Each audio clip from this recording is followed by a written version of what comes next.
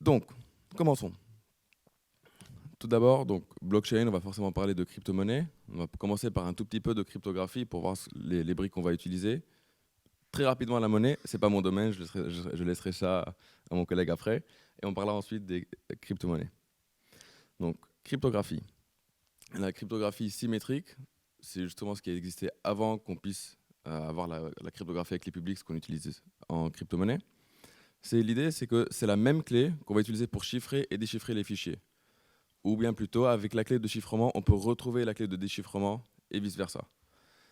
Ceci a changé avec la cryptographie asymétrique ou à clé publique, où là, chaque personne, Alice ici en l'occurrence, elle va avoir une clé publique qu'elle va donner à tout le monde. Donc en gros, elle va la crier sur tous les toits. Tout le monde va savoir que cette clé publique appartient à Alice. Et Alice aura de son côté sa clé privée que personne ne connaîtra sauf elle. Et avec ça, on peut faire plein de trucs très cool, des échanges de secrets, chiffrement, signature, etc. On s'arrêtera juste rapidement sur chiffrement et signature. Donc pour chiffrer, Bob, qui voudra envoyer un message à Alice, il va utiliser la clé publique d'Alice que tout le monde connaît pour chiffrer le message, et seule Alice, avec sa clé privée, pourra le déchiffrer. Pour la signature, c'est un peu à l'envers, c'est Alice avec sa clé privée qui va signer le message, et pour vérifier, c'est n'importe qui avec la clé publique d'Alice qui va le vérifier. On utilisera justement les signatures énormément dans les crypto-monnaies. Une dernière chose qu'on aura besoin, c'est les fonctions de hachage. Une fonction de hachage, c'est une fonction qui prend en entrée quelque chose et qui donne en entrée, en sortie quelque chose, mais toujours de taille fixe. Et là, on voit que pour des entrées un tout petit peu différentes, les sorties peuvent être très différentes. L'idée principale, c'est qu'il doit être impossible d'avoir des informations sur h de x sans faire le calcul h de x, grosso modo. Et l'ensemble d'arrivée, c'est un ensemble de taille finie, alors que l'ensemble de départ, c'est un ensemble de taille infinie. Il y a plusieurs fonctions de hachage, les deux premières sont cassées, et les SHA, c'est Secure Hash Algorithm. Et donc, on va en revoir quelques-unes après. Une dernière chose avec les fonctions de hachage, c'est les collisions. Comme l'ensemble d'arrivée est de taille finie, il y aura forcément des collisions. Donc on suppose qu'une bonne fonction de hachage, c'est une fonction de hachage où il est difficile de trouver des collisions. Évidemment, ça suppose que le n, ici, il doit être assez grand pour que ce soit assez difficile de trouver des collisions. Voilà. Rapidement sur la monnaie. Une monnaie, c'est quelque chose qui remplit trois fonctions essentielles. Intermédiaire d'échange, réserve de valeur et unité de compte. Et ça peut être n'importe quoi. Donc il y a les légionnaires romains qui payaient en sel, donc d'où vient le mot salaire justement. Mais aujourd'hui, les monnaies d'aujourd'hui, elles sont émises par les gouvernements et les banques, donc c'est plutôt contrôlé, c'est pas une commodité qui existe dans la nature. Ça a changé avec le temps. Pour remplir ces trois fonctions, il y a différentes propriétés. On va juste s'arrêter rapidement sur la première, la fongibilité, qui est en gros l'interchangeabilité des unités individuelles. Donc, par exemple, un billet d'1$ ici ou d'1€, il y a toujours un numéro de série dessus. Deux différents billets auront deux différents numéros de série. Donc, on peut les distinguer, ils sont distinguables. Mais ils ont quand même la même valeur. Pour les pièces, il y a l'année où la pièce a été frappée et le lieu, par exemple pour l'euro, ça peut être la France, l'Italie, le Vatican, etc. Elles valent toutes a priori la même valeur, mais ce n'est pas toujours le cas. Les pièces du Vatican, par exemple, elles sont plus chères parce qu'il y en a très peu et les collecteurs ils veulent les collectionner. Ce qui fait que la fongibilité, ce n'est pas quelque chose de binaire, c'est fongible ou pas, c'est plutôt quelque chose comme un spectre, où il y a certaines pièces qui sont, on ne fait pas attention, elles sont interchangeables, et d'autres qui le sont un peu moins. Voilà. Une crypto-monnaie, on va justement y revenir après, ça va principalement être une monnaie, mais pair à pair, qui est de façon décentralisée, création de monnaie de façon décentralisée, et c'est vraiment le point très important. Commençons enfin le vif du sujet, les crypto-monnaies. Donc ça a commencé en 2008, l'idée, avec le white paper qu'avait publié Satoshi Nakamoto, donc c'est en plein crise 2008. Et il y a une personne qui se dit, en fait, les banques, on n'aime pas trop ça, on préfère faire un truc qui ne passe pas par les banques. Très bien, et soit dit en passant, Satoshi Nakamoto, on ne sait pas qui il est, c'est pour ça qu'ici il est caché. Donc l'idée c'est que on va remplacer quelque chose qui est centralisé. Donc si moi je vais chez mon boucher, je vais acheter de la viande, je paye avec ma carte, je passe par ma banque, qui elle doit valider la transaction pour que le boucher y reçoive. Et des fois, je tape ma carte et ça ne marche pas, ça fait bip bip, rentrer le code.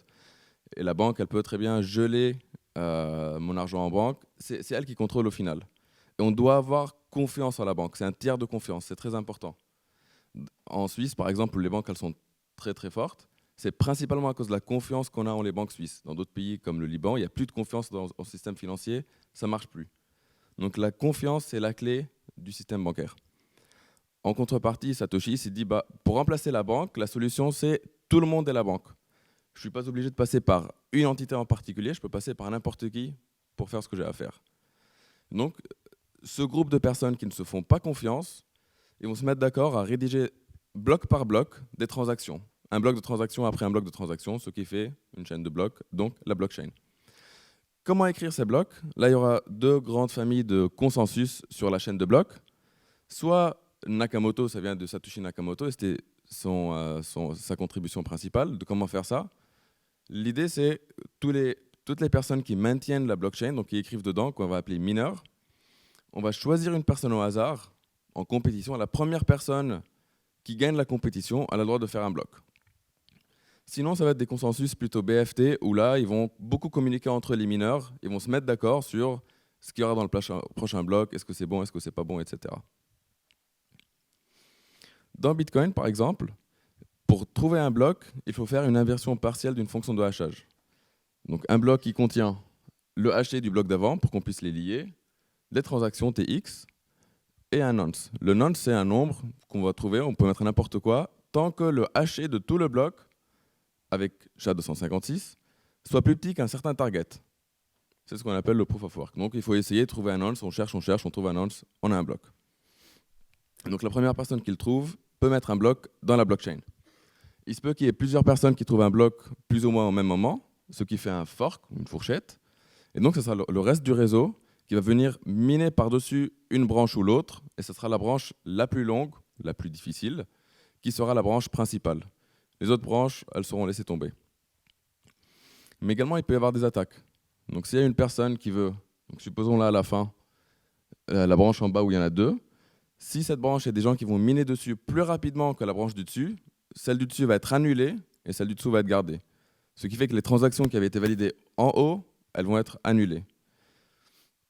Donc s'il y a une chaîne qui est assez longue et qu'on arrive à miner plus rapidement que les autres, on peut annuler tout un tas de transactions.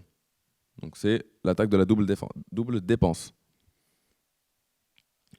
De l'autre côté, les BFT, donc Byzantine Fault Tolerance, c'est plutôt tout le monde, justement, ils vont communiquer entre eux pour se mettre d'accord conjointement sur quelque chose. Et une fois que tout le monde est d'accord, chacun a la preuve que la majorité des personnes, la grande majorité, elle est d'accord sur quelque chose, on ne peut plus le refuter, on ne peut pas créer une autre chaîne. Une fois que c'est dedans, c'est bon, ça reste dedans. Il y aura deux grands types de blockchain. Donc pour qui a accès à la blockchain. Premièrement, ce qui est public ou non permissionné, ça va être quand c'est un réseau qui est ouvert à tout le monde. N'importe qui peut participer, n'importe qui peut quitter. Il n'y a pas un nombre délimité d'entités qui y participent. Entre parenthèses, public, ça fera plus référence aux gens qui vont transacter sur la blockchain, et permissionné ou non permissionné, ça fera plus référence aux mineurs, si l'ensemble des mineurs il est fini ou pas, restreint ou pas. En contrepartie, il y en a ce qui est privé permissionné, où là justement l'ensemble, c'est un ensemble restreint d'entités, un nombre fini, et généralement on doit savoir qui ils sont.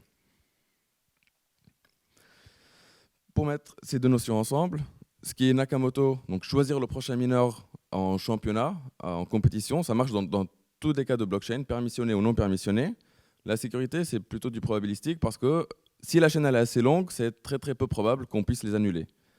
Si la chaîne elle est courte, c'est peut-être plus probable de pouvoir annuler les transactions. Alors qu'en BFT, la sécurité, une fois qu'un truc est dedans, c'est bon. Par contre, ça marche que dans le cas où c'est permissionné. Parce qu'on doit pouvoir compter le nombre de personnes, les 2/3, disons par exemple, la grande majorité, qui doivent valider quelque chose. Donc s'il n'y a pas un nombre fini d'entités, on ne peut pas forcément faire ça. Bitcoin. Bitcoin, pour les transactions, c'est ce qu'on appelle UTXO, donc c'est Unspent Transaction Output. Donc pour payer, tout l'argent qu'on paye, c'est toujours de l'argent qu'on a reçu qui vient de quelque part, c'est un output. On va venir mettre différents outputs ensemble, qui font plusieurs inputs, pour payer, et je peux me rendre la monnaie. Plus en détaillé, ça va ressembler à ça. Et là, on voit les signatures, justement. Donc, le premier carré en haut à gauche, c'est ce qui donne au owner 1 son argent. Et lui, justement, il va signer cette transaction qui lui donne de l'argent, donc haché avec la clé du prochain. et signer ça. Ce qui fait que le prochain, ce sera lui. Quand lui il voudra dépenser, il va re-signer toute cette transaction-là avec justement la clé du prochain, les hacher et les signer ensemble. Et c'est là où justement les signatures, elles apparaissent et où on voit que le compte de la personne, c'est sa clé publique. Parce que c'est ça qui dit à qui appartient l'argent, qui peut envoyer l'argent, etc. Il n'y a pas de nom, il n'y a rien, c'est juste les clés publiques des personnes. Ce qui nous fait du pseudonymat. Ce n'est pas de l'anonymat, c'est du pseudonymat. On ne sait pas qui est qui, mais on peut suivre l'évolution d'un compte au cours du temps. Donc c'est un peu comme un bal masqué où n'importe qui peut venir en portant un masque. On ne peut pas forcément connaître l'identité.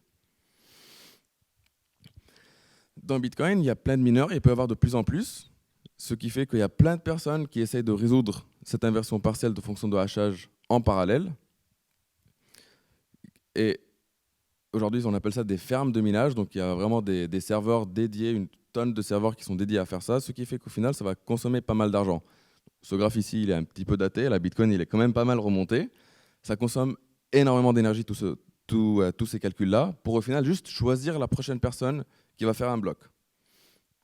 Mais ce n'est pas de l'énergie, enfin c'est de l'énergie qu'on perd, mais les gens ils perdent pas de l'argent forcément, parce qu'on peut créer de la monnaie en contrepartie. Une fois qu'on est choisi, on peut s'imprimer de la monnaie. On devient à la banque, on peut créer de la monnaie. Spécifiquement, donc actuellement c'est 6 Bitcoin 25 qu'on peut créer par bloc, et ça diminue, c'est divisé par 2 tous les 4 ans à peu près, jusqu'à atteindre 21 millions, et là ça n'augmentera plus, ça sera limité. Et ensuite les mineurs ils gagneront des frais de transaction. Pour la valeur, c'est un exemple assez intéressant. C'est la première transaction où on a acheté quelque chose avec des bitcoins. C'est le monsieur ici qui s'est acheté 2 pizzas avec 10 000 bitcoins. Donc ça équivaut à 50 000 € aujourd'hui à peu près. C'était en 2010. Donc c'est le gars qui lui a vendu les pizzas, je pense qu'il était content. Par contre, pour les détails de bitcoin, il y a pas mal de limitations. Il y a par exemple la taille des blocs qui est limitée à 1 mégaoctet. Ce qui fait que au début, les blocs n'étaient pas remplis, mais au fur et à mesure, ça commence à être rempli. Et comme il n'y a plus beaucoup de place, il faut bien payer le mineur des pots de vin, il faut lui donner beaucoup de frais de transaction pour qu'il accepte de mettre la transaction dans le bloc. Et ce qui fait qu'on est quand même limité en termes de nombre de transactions par jour, en throughput. Alors il y a un truc qui avait été essayé donc, avec Segwit, mais ça ne compense pas le fait que les blocs sont quand même assez petits. Et non seulement ils sont petits, mais en plus ils sont émis assez lentement. C'est toutes les 10 minutes, donc ça suit une loi de Poisson, et c'est en moyenne toutes les 10 minutes qu'un nouveau bloc est émis, ce qui est assez long quand même.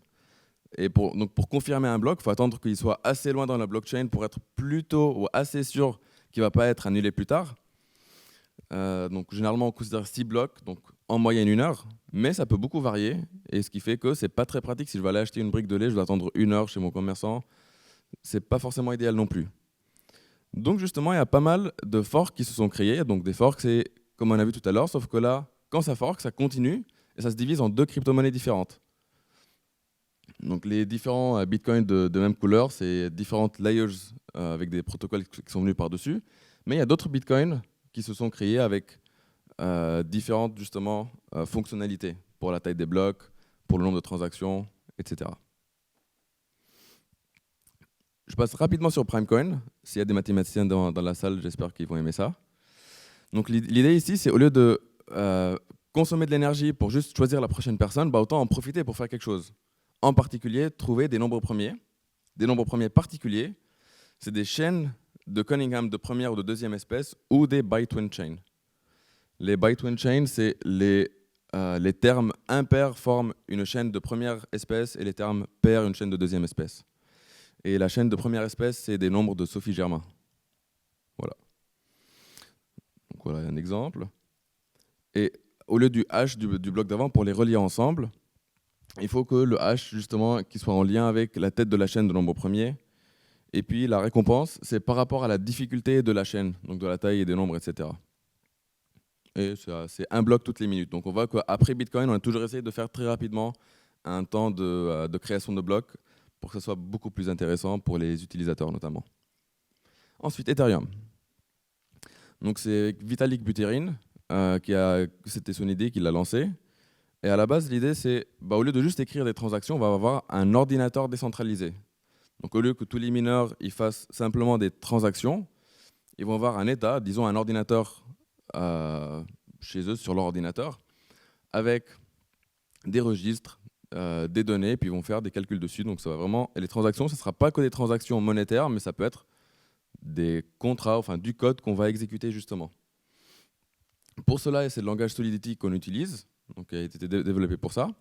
Et ça nous permet de faire des choses comme des NFT, donc des Non-Fungible Tokens, où là, comparé aux monnaies d'avant, ça va être quelque chose sur la blockchain, donc tout comme la monnaie où on pouvait l'envoyer à quelqu'un, sauf que là, ce n'est pas forcément 5 bitcoins, ça peut être une image, ça peut être une chanson qui existe sur la blockchain et ça appartient à quelqu'un et ce quelqu'un peut l'envoyer à quelqu'un d'autre.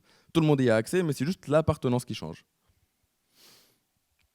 Un autre exemple intéressant, ça serait Ripple.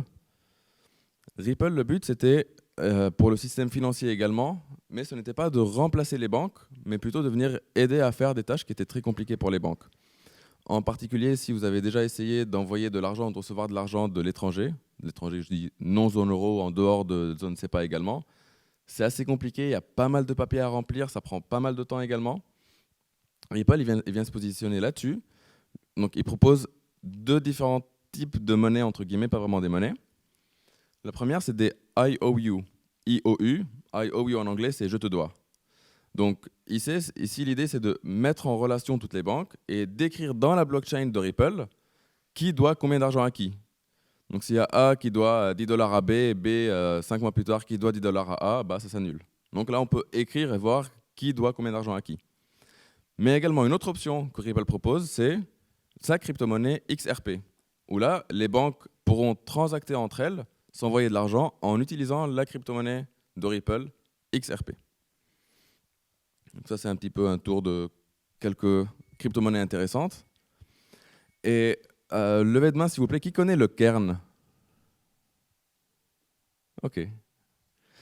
Le Kern, alors ça tombe bien parce qu'apparemment, demain, ils font un apéro partage et découverte où ils vont expliquer un petit peu comment ça marche et ce que c'est. Donc le Kern, c'est une monnaie locale du bassin grenoblois, donc du sud de l'Isère. Les monnaies locales, souvent, on peut remonter à un exemple très frappant, qui est la monnaie miraculeuse à Wörgl, en Autriche. Donc, c'est durant la Grande Dépression en 1933. Donc, c'est une petite commune de 4000 habitants, où le maire, il avait créé, alors c'était pas techniquement ils n'appelaient pas ça une monnaie, c'était des certificats de travail. Donc, la commune payait principalement les jeunes pour effectuer des travaux dans la commune. Et après, justement, les jeunes, ils pouvaient reprendre ces certificats et les utiliser pour payer, pour se faire pour aller chez le boucher, pour se coiffer, etc.